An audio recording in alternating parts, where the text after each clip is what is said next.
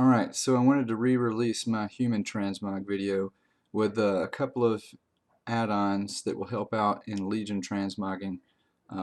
They enable you to see things a lot better, and also will show you what you will be able to use for each character in the expansion.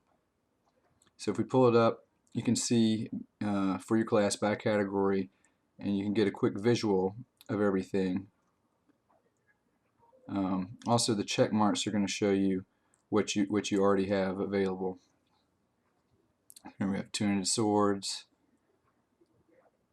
Another thing you can do is click, and it'll you can see Wowhead links. It'll show you other colors for the skin. You see, there's a Wowhead link. You can just copy from here.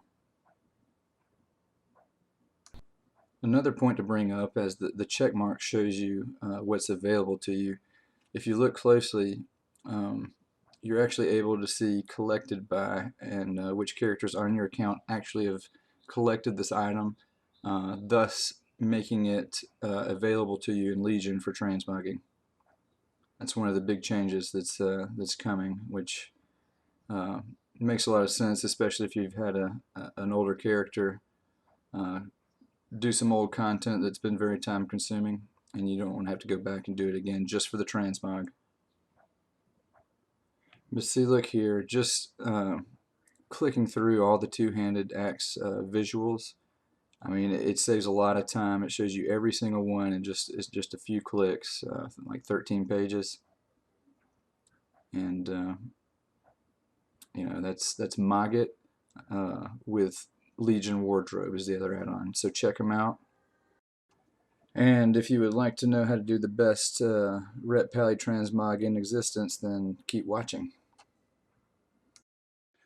Alright, human-wise, this transmog is something I'm actually very proud of, and it's the main reason I'm making this video, because I'm seeing more and more people stopping and inspecting me, and I know that those bastards are trying to steal my transmog, so this is sort of my way of proving that that I had it first.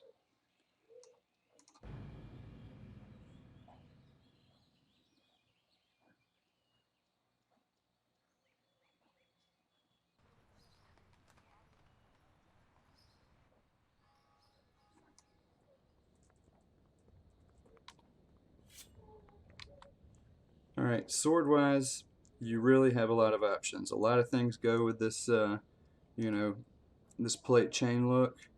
I always tend to go for something minimal when it comes to swords, but the enchant really makes it. And this is the Mark of Bleeding Hollow, so that I feel like the enchant really does a lot for it, and it wouldn't really be the same without it.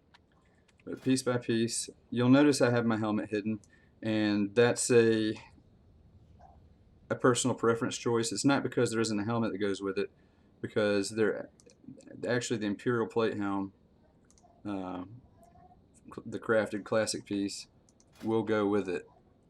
I just personally think that the long Arthas hair makes it look that much more paladinly. But the Vengeful Shoulders, they're really just a staple of any good Paladin transmog. I mean, the effects on them, I mean, look at the glow, the detail. Look, it has a hammer on one side, a book on the other. You could even see the engravings there. Look at that. I never noticed the detail on these until I started making this video.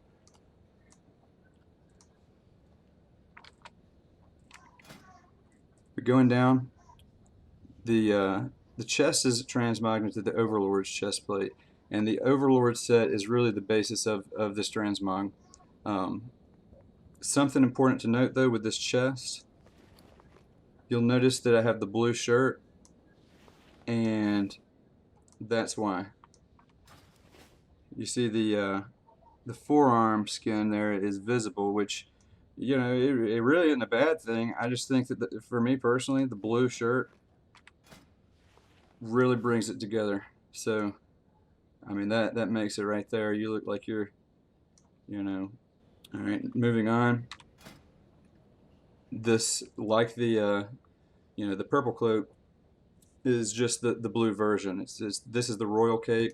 Another blue version is called the abjurer's cloak, and it's just standard trimmed blue cloak. Um, Pretty easy to find at the AH. Some people might be asking a lot for it. Another thing too with this set, the bracers can show up. Certain ones can. So these just happen to work with it without being transmogged, but you will come across some that will actually cover up your blue shirt. So you do have to keep an eye on that. Coming up top again, overlords, the gauntlets. Just you really can't beat the plate and chain look. You know, it's just too good, really. And you'll see that those are the Overlord's leg plates and Overlord's greaves. Belt. This is transmogged into the Sun Soul girdle. It's the sort of boosted set, but any minimalist belt you find will go with it. Belt's not typically a deal breaker on these transmogs. And then last, the sword. This is something I spent a lot of time with. This is Scourgebane's sword, which is a quest reward from Winter Spring, and you'll see it almost looks like a one-handed sword, which is kind of what I was going for. It's very minimal.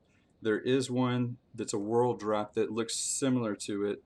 I forget what it's called, but that right there is what you call a good Paladin Transmog. Now, to get into why it's important in PvP. Obviously, you may be thinking, all that matters is, your skill, your will, and your stats. But this is why the Transmog is important. Because when there's some,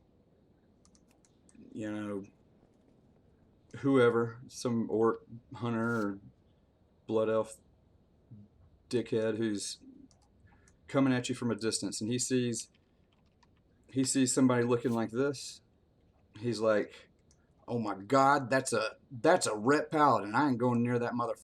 He's gonna kick my ass. So that's why. If you have the fear factor, and then you do something like,